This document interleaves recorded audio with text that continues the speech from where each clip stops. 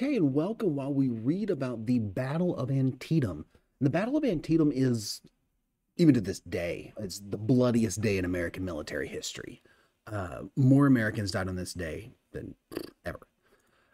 This happens September 17th, 1862. And so we have the Army of the Potomac, which was under the command of Major General George McClellan. You see him up there. And he mounted a series of powerful assaults against Robert E. Lee's forces along Antietam Creek near Sharpsburg in Maryland on September 17th, 1862. The morning attacks by the Union 1st and 12th Corps on the Confederate left flank and the vicious Confederate counterattacks by General Stonewall Jackson's brigades swept back and forth through Millard's cornfield, across Hagerstown's turnpike, and into the West Woods. Towards the center of the battlefield, Union 2 Corps assaults against the sunken road pierced the Confederate center after a terrible struggle, but failed to capitalize on their breakthrough, meaning they managed to break the front lines, but they themselves didn't have the strength, or they didn't think they had the strength to pursue through there and truly break the lines, which would have resulted in a victory. A third and final assault by Major General Ambrose E. Burnside's 9th Corps pushed over a stone bridge at Antietam Creek. Just as Burnside's forces began to collapse on the Confederate right, the timely arrival of General A.P. Hill's division from Harper's Ferry helped to drive the Army of the Potomac back once more. On the 18th, both sides remained in place, too bloodied to advance. Late that evening and on the 19th, General Lee withdrew from the battlefield and slipped back across the Potomac into Virginia.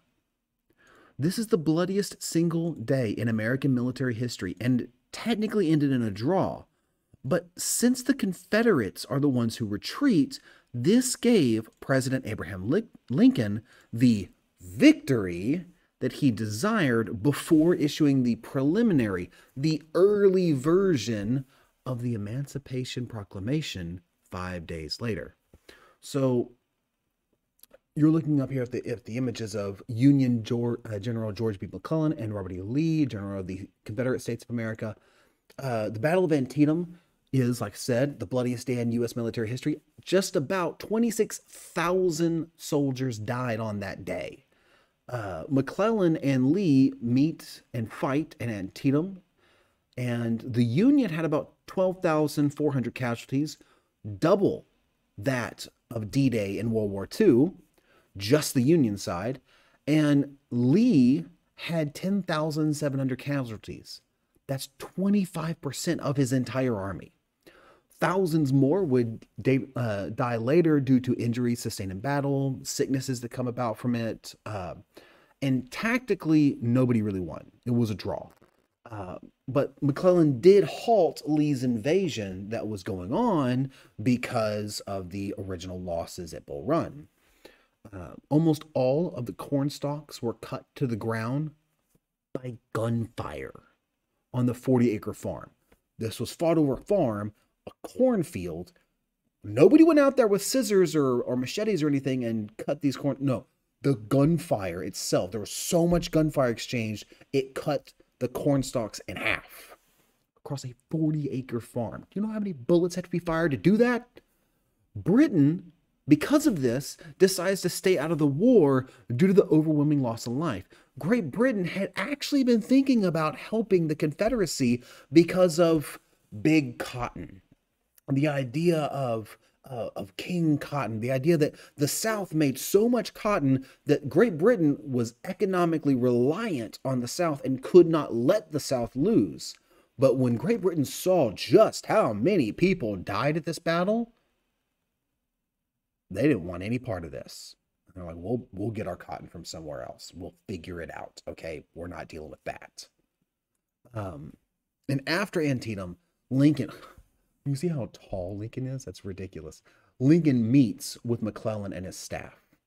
And some of the fallout of this is that Lincoln fires McClellan So McClellan was removed, and Ambrose Burnside replaces him. Lincoln promotes Burnside because of the aggressive attack that Burnside had pulled off in the Battle of Antietam.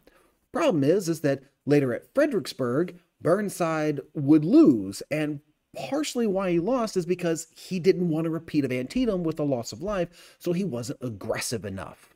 So later on, Burnside too would also be fired by Lincoln and replaced with a guy named Grant.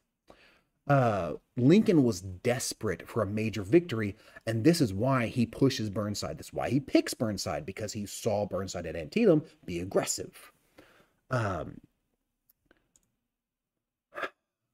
Politically, back in Washington, the Northern Democrats that had not left, the peace Democrats known as Copperheads, they were demanding peace. There's too many people dying. We can't do this stuff. No. It's better to just let the South go. Just make peace in this. Lincoln also feels the weight of balancing the Republican moderates versus the radicals, the Republicans that were more like, yeah, we want to keep the Union together, but at what cost, versus the radicals who were very much all about, emancipation, ending slavery. September 22nd, 1862, Lincoln issues a preliminary and early Emancipation Proclamation of all African slaves in an effort to justify the carnage of the Battle of Antietam. And it was one of the riskiest political moves in American history since so many people had just died. January 1st, 1863, Lincoln issues the official Emancipation Proclamation, and he was trying to boost the morale of the Union Army, who had suffered numerous defeats, or in this case, the Battle of Antietam in the North had been portrayed as a victory, even though tactically it was a draw, because Lincoln had been thinking about this for quite a while. Lincoln had been trying to find a real victory so that he could issue the Emancipation Proclamation, because he's trying to give the North a cause. Why is the South winning battles, even though they have fewer men and less supplies? Because they have something to believe in. Lincoln is trying to give the North something to believe in, something to fight for, something more than just keeping the Union together, something bigger. Emancipation, freeing the slaves. I hope you're learning, and I hope you're having fun.